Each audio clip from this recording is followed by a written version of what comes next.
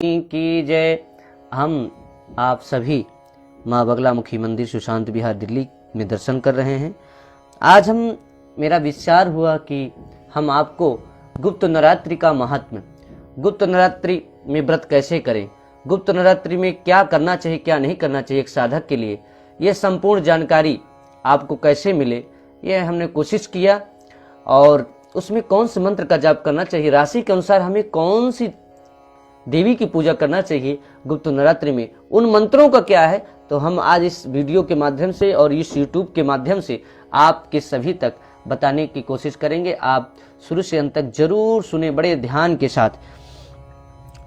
बोलो माँ विदामरा महारानी की जय। गुप्त नवरात्रि में साधक गुप्त साधनाएं करने के लिए गुप्त स्थानों पर जाते हैं।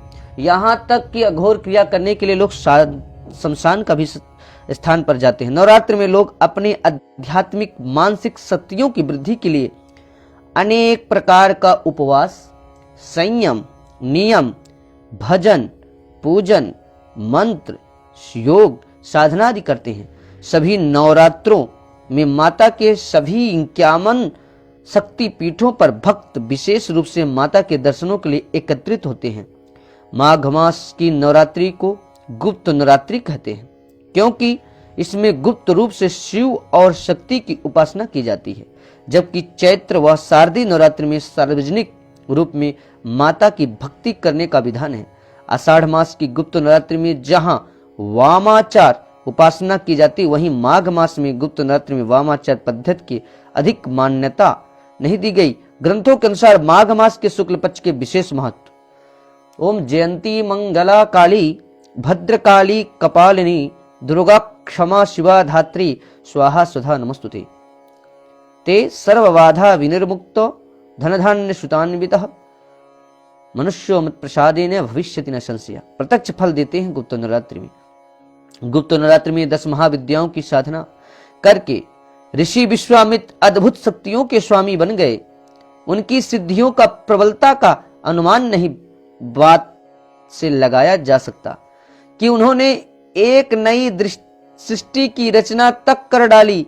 इसी तरह लंकापति रावण के पुत्र मेघनाथ ने अतुलनीय शक्तियां प्राप्त करने के लिए गुप्त नवरात्रों में साधना की थी।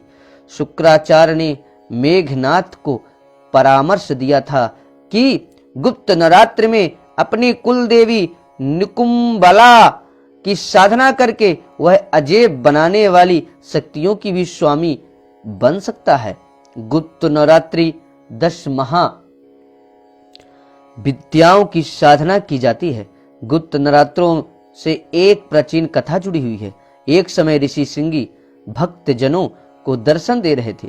अचानक भीड़ से एक स्त्री निकलकर आई और करबद्ध होकर ऋषि श्रृंगी से बोली कि मेरे पति दुर्व्यसनों से सदा घिरे रहते हैं, जिस कारण मैं कोई पूजा पाठ नहीं कर पाती, धर्म और भक्ति से जुड़े पवित्र कार्यों का संपादन भी नहीं कर पाती, यहाँ तक कि ऋषियों को उनके हिस्से का अन्न भी समर्पित नहीं कर पाती। मेरा पति मांसाहारी है, जुआरी है, लेकिन मैं माँ दुर्गा की सेवा करना चाहती हूँ।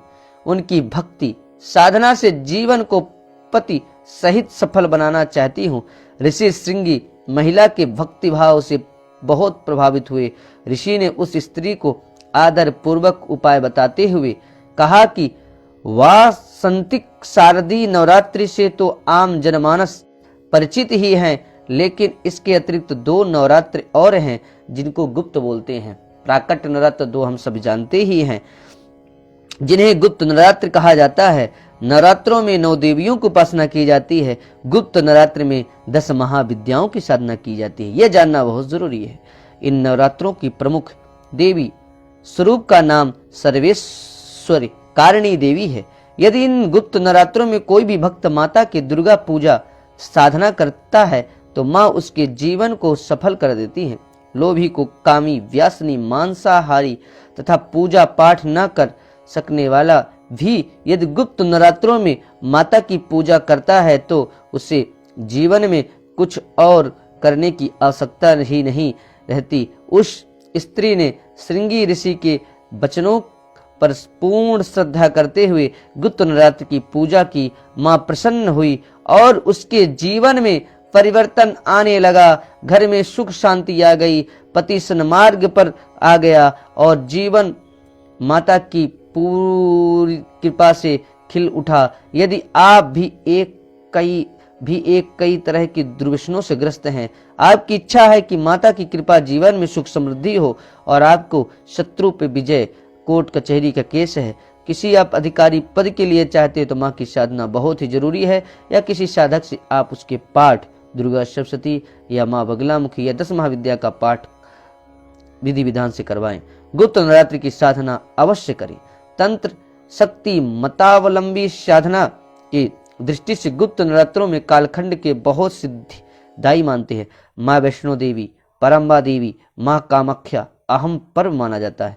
हिंगलाज, दतिया पीठ, माँ पीताम्बरा पीठ, हिंगलाज देवी सिद्धि कामना से, यहाँ तक कि हमारे दिल्ली इंद्रप्रस्थ में विराजमान माँ बगलामुखी मंदिरों में भी विशेष पूजन किया जाता है। इस समय महत्वपूर्ण माना गया। शास्त्रों के अनुसार 10 महाविद्याओं को सिद्ध करने के लिए ऋषि विश्वामित्र, ऋषि वशिष्ठ ने बहुत प्रयास किया, लेकिन उनके हाथ सिद्ध नहीं लगी। बृहत काल गणना ध्यान की स्थिति में उन्हें यह ज्ञान हुआ कि केवल गुप्त नवरात्रों में शक्ति इन स्वरूपों को सिद्ध किया जा सकता है।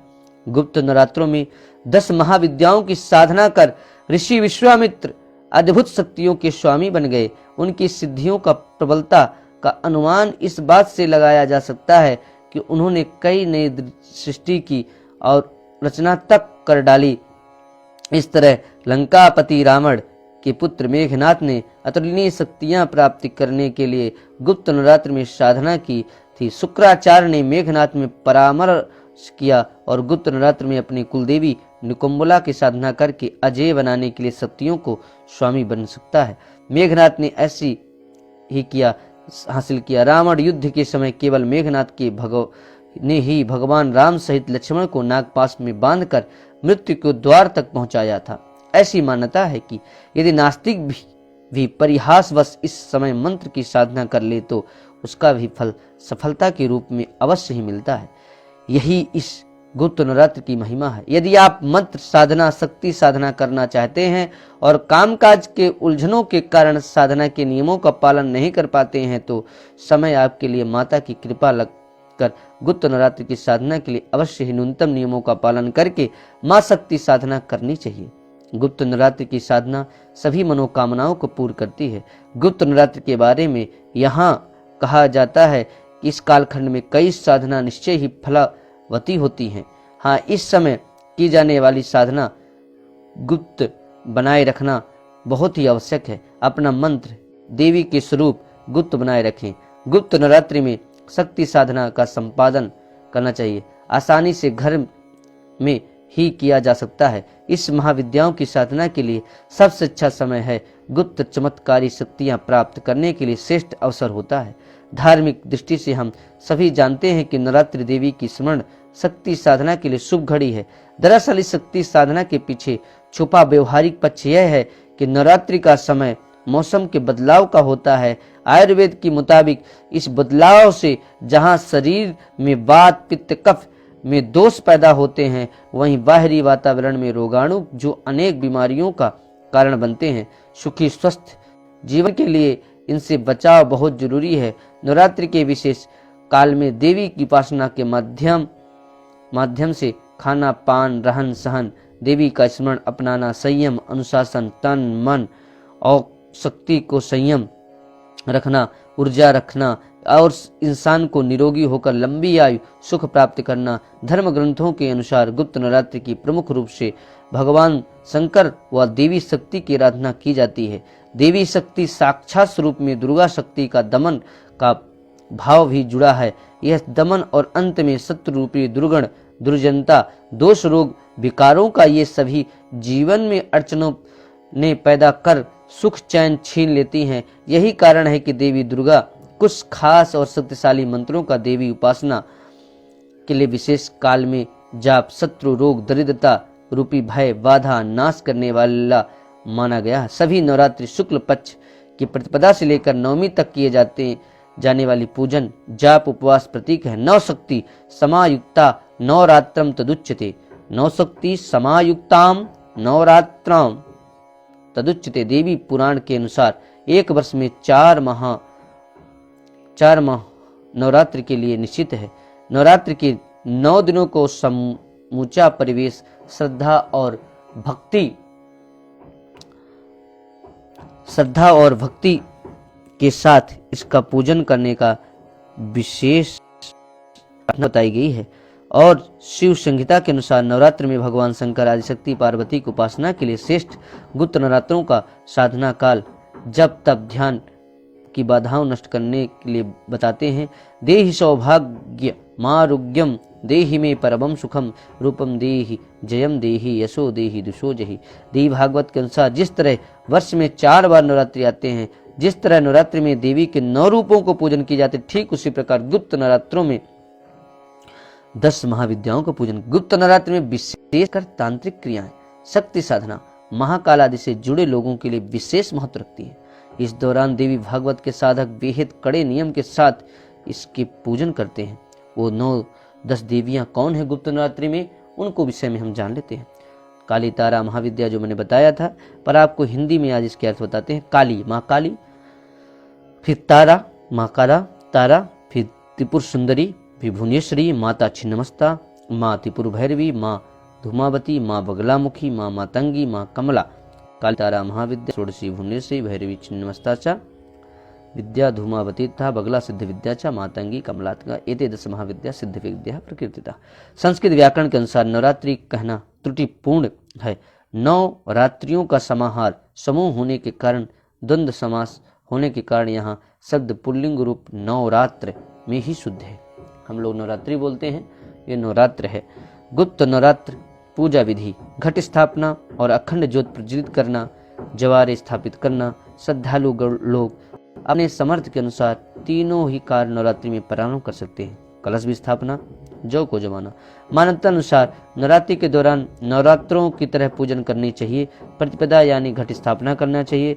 घट स्थापना के बाद शाम को माँ दुर्गा की पूजन करना चाहिए। अष्टमी को नवमी आदि कन्या का भी पूजन हमें करना चाहिए। नवरात्रि में 10 महाविद्याओं का पूजन कैसे करें और उनके कौन कौन से मंत्र हैं, ये भी जानना बहुत जरूरी है।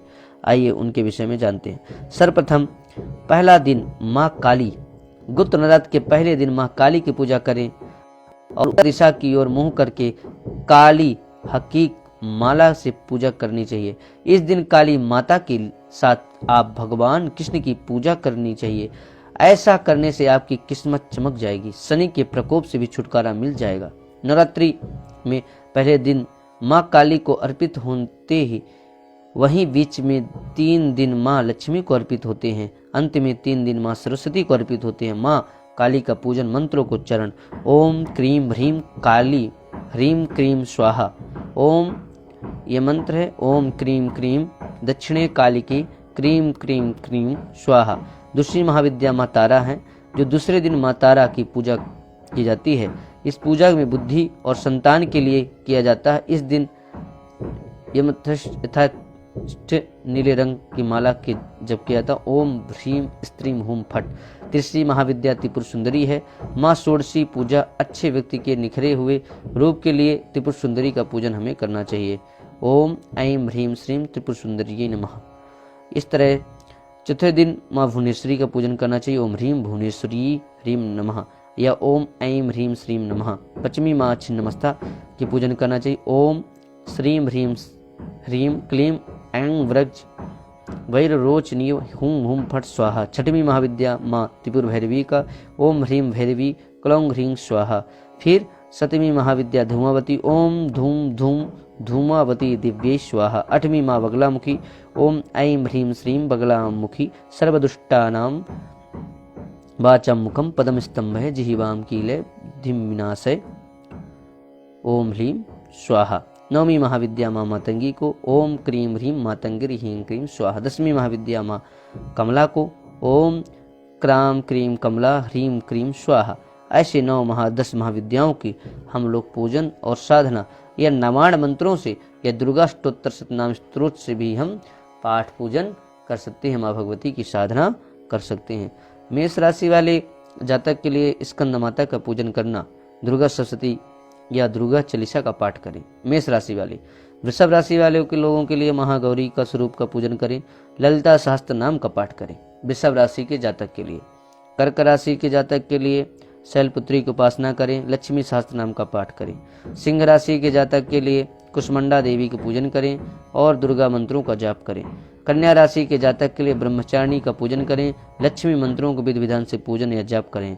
तुला राशि के जातकों के लिए महागौरी का पूजन करें, काली चालीसा का पाठ करें। वृश्चिक राशि के जातक के लिए स्कंद माता का पूजन करें, दुर्गा सप्तशती का पाठ करें या करवाएं। धनु राशि के जातक के लिए मां चंद्रघंटा का आराधना करें विधि विधान से। मकर राशि के जातक के लिए नवाण मंत्रों को जाप करें। कुंभ राशि के जातक के लिए काल रात्रि का पूजन करें और इस दौरान रोज देवी के कवच का पाठ करें। मीन राशि के चंद्रघंटा देवी का पूजन करें और हल्दी माला से माँ बगलामुखी मंत्रों का जाप करें। इस तरह करके आप 10 महाविद्याओं का जब तब पूजन पाठ कर सकते हैं। ये मैंने आपको एक बताया संक्षिप्त एक परिचय कि कैसे गुप्त नवरात्रि में साधक पूजन करते हैं, कैसे 10 महाविद्या हैं। तो आप आशा करते हैं कि आपको ये वीडियो बहुत दी हुई जानकारी ज्ञानवर्धक रही होगा। अधिक से अधिक लोगों तक भेजें और इस वीडियो को सब तक पहुंचाने की कोशिश करें, जिससे यह माँ बगलामुखी 10 महाविद्या गुप्त नवरात्र के विषय में लोग जान सकें। और चैनल में नया सब्सक्राइब करें, पेज को लाइक करें। ऐसे ज्ञानवर्धक जानकारी हमारे इस चैनल में पेज में मिलती रहती है। जय माई की जय माँ।